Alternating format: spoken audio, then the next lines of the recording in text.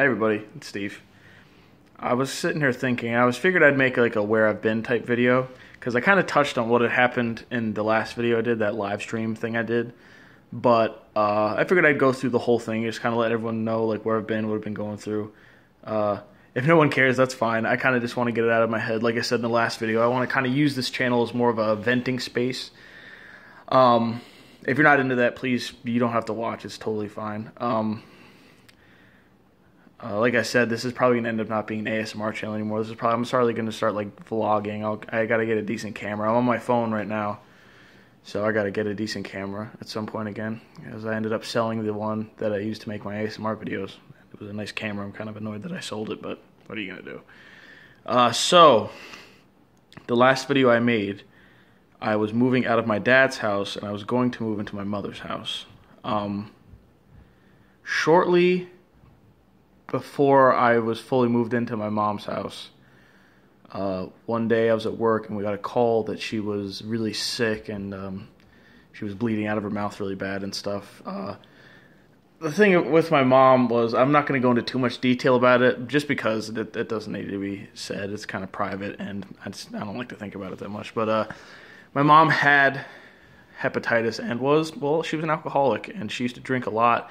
And that combined with the hepatitis destroyed her liver, and that was what ended up killing her pretty much. It was, on the death certificate, it was liver failure with cirrhosis liver failure by cirrhosis and hep C, something like that.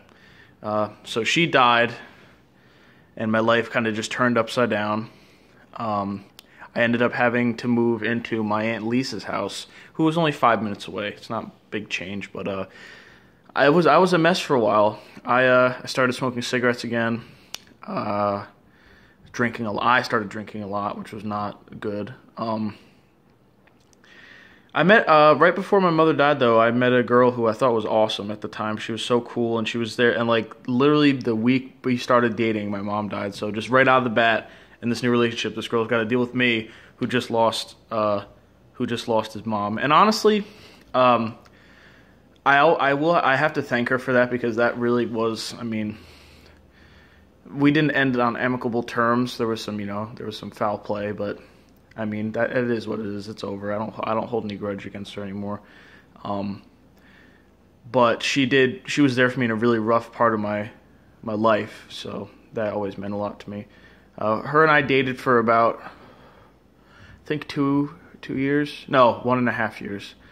Before we broke up. So I was living at my Aunt Lisa's for a long time, just still working for my dad and stuff. And like I stated in the other video, I still managed to go into the gym.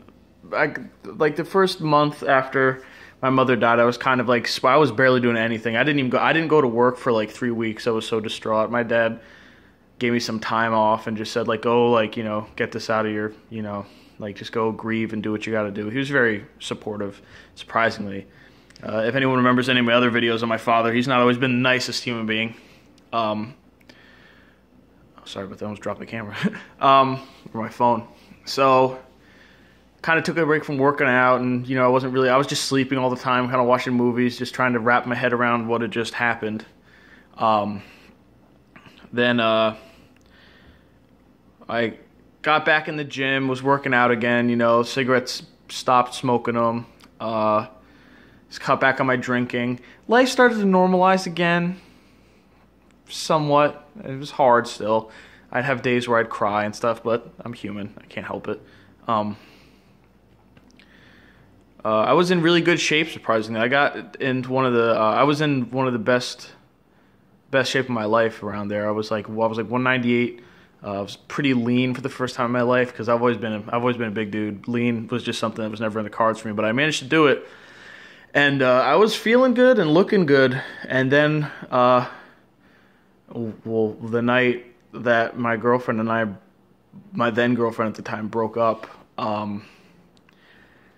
that was like, it was almost like the final straw for me. I just everything kind of fell away from me.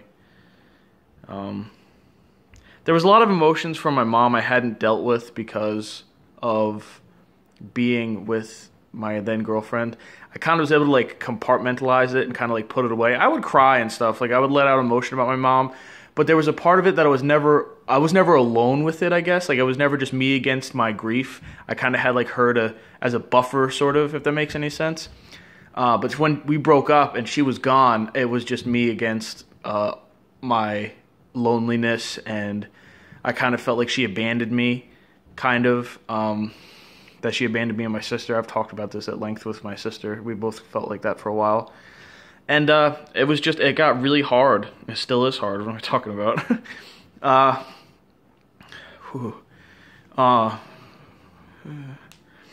I'm sorry. I'm okay. Like I said, it's hard to... it's hard to talk about sometimes. It's really hard every day still. I mean, next month in July will be 3 years since she's gone, and it feels like she died yesterday. I'm surprised with myself. I like bawl. The fact that I'm holding it back as good as I am is impressive. I don't want to cry all over camera though. It's not a good look. Anyway, so living with Aunt Lisa, just not really going to the gym anymore. Smoking and drinking didn't really come back. Kind of started not eating so great a lot. I've been known to stress eat and to eat crappy food when I'm upset. So that started to kind of take hold again, which is why I'm kind of not as svelte as I was before. And then my Aunt Lisa dropped the bomb, and she's like, hey, we're going to try and sell the house. You need to move out soon, and you need to find an apartment. At first I was mad because she let my sisters stay. I was fine with that, and she let her daughter stay. It wasn't that much of a priority to get them out. Which I kind of took personally, because I just kind of felt like I was being singled out, and I just don't like situations where I'm singled out. It makes me get really like combative and really testy.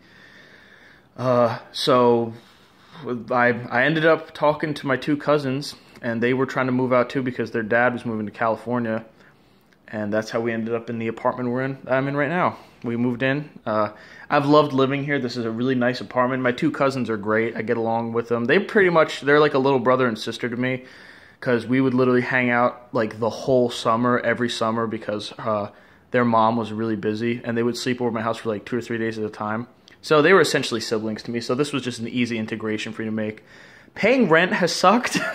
It's not cheap, and it's very annoying, especially for someone who doesn't make a ton of money like me. But I managed to keep, I still have a little bit of overhead, and I'm not running out of money and stuff. Sometimes a little close, but it's not that bad.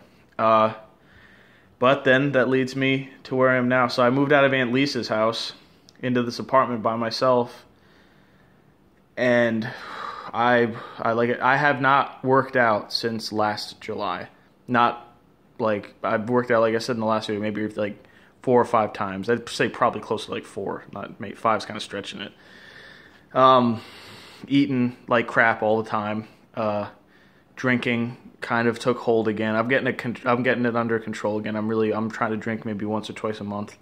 And then when I say drink, I mean have in excess of 6 beers. Sometimes I might have one when I get home from work, just to kind of cool off and relax. But I feel like that's okay. Especially I'm drinking Miller Lite. I'm not like they're not the heaviest of beers, because it's light. Everybody can say what they want, but I'm a Miller man. I like Miller Lite. And now my one cousin, the girl cousin, she just moved out. She moved into a place with her boyfriend, and me and my other cousin, my male cousin, we were trying to find another place to live with his buddy. And it's kind of stressful. We have to be out of here by the end of June, and we're having trouble finding a place. And I mean, there are places available. I know that there are. We might have to move somewhere that we're not, like, thrilled with. Nothing too crazy or too far, but, just not in our ideal area. And ever since... I'm kind of scatterbrained right now. This was not a planned out video. I kind of just turned it on and started talking, so I excuse the ums and the uhs and the so's, and you know what I mean. I just can't... I have to take a second to, like, think about what I'm going to say, so... but it's alright. It's my vlog channel anyway. But yeah, so, like I said, I barely worked out since July, and I've been eating so bad. Like, so bad. I haven't eaten this bad since I was in high school. And it's a shitty feeling. I never feel good. Like, even right now, my stomach hurts. I'm really hot. I never have any energy. And I think it also has to do with some depression issues I'm dealing with as well. Just, you know, I'm really having a tough time dealing with all this right now. This is just it's such a crazy point in my life. I just feel like a nomad. Like I can't stay at any place more than like a year and a half or 2 years. And it's upsetting, you know, it's really not easy. And it's hard to deal with sometimes. But I mean, I'm like I said in the other vlog, I'm not giving up. I have faith. I'm trying to put the wheels back together and find a way to like get me back in the gym that doesn't make me feel miserable, because the last few times I've gone into the gym, I would be so excited to get into the gym. I would get in there and I would work and I'd feel great about myself. I would spend easily 2 hours in there, and I would always feel like it's not enough because I just want to keep going because I loved it so much. The last time I went in the gym, and it really like shook me deep in my core because it was just such a crazy change. The last time I went into the gym, I worked out for all of 30 to 40 minutes. And even then, that was a struggle for me. It was really, not because it was hard on my body, like physically, but it was hard on like my mind. The whole time I'm like, I want to get out of here. I don't want to be here. This is stupid. Let's just go back home. And it's just, I was so annoyed at myself. I was like, what the hell is the matter with you? You used to love this, and now you're not even doing anything. You've barely worked out. You barely warmed up, and you want to get out of here. It's just such a crazy battle with my mind, and it really frustrates me because I feel I just feel like a lazy sack of crap, pretty much. I don't have any of my old drive, and it's just, I mean, I've been going to a therapist to try and work out some of my emotional issues and try and find my self-value again and my self-worth. As far as my eating goes, I've actually been using the old rule of if I don't make it, don't eat it kind of rule. Like unless I've made it, I don't eat it. So a lot of hard-boiled eggs, a lot of Bubba burgers, which I love, chicken breast, rice, white rice, because the old adage with brown rice being better. The only difference between brown rice and white rice is brown rice digests slower. So I learned that actually that's something else I did. I totally forgot. In the mix of everything, right after my mom died, I got certified as a personal trainer. Never could get a job as it though because my certification was a low-level one. So I have to take another course. I think I'm doing it in the fall. But I got certified as a personal trainer, so that was one good thing I did after Mom died. I kind of was driven to do that. I kind of used all of my, like my sadness and stuff to push me, and it worked good. I'm having trouble doing that again now because it's almost I was sad then, but not hopeless. The feeling of hopelessness was not very prevalent in my life, but right now hopelessness is extremely prevalent to me. And it's just, it's a bummer. It's a bummer. But yeah, I'm seeing a therapist, making my own food. I'm starting off kind of like I'm easing myself back into the gym. Like if I have a really strong urge to go to the gym, which I'm starting to get a little bit more now, I'll go. But I try not to like force myself, because if I force myself, I'm gonna make myself hate it. Like if I'm going in there without any urge to go, I'm not gonna like it. I'm kind of just like, I'm trying to lay out like a rough kind of pattern where like this week we'll go 2 days, and then, you know, and eventually we'll go 3 days, and then back to 4, and then maybe 5 once again like I was doing before. Excuse me. And I'm trying to put it together. It's really hard. And I'm surprised at how hard it is. Not just the whole gym thing. I just mean the way the hand life's giving me right now. This hopeless feeling that I have a lot, especially when I wake up in the morning, is so hard for me to shake. I try the positive affirmations.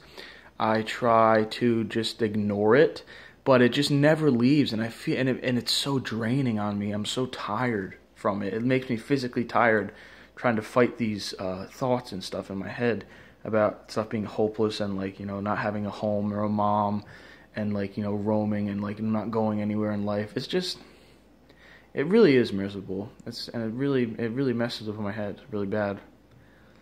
But I'm gonna use this channel to kind of, like I said, get these thoughts out of my head and track the progress I'm going to start making.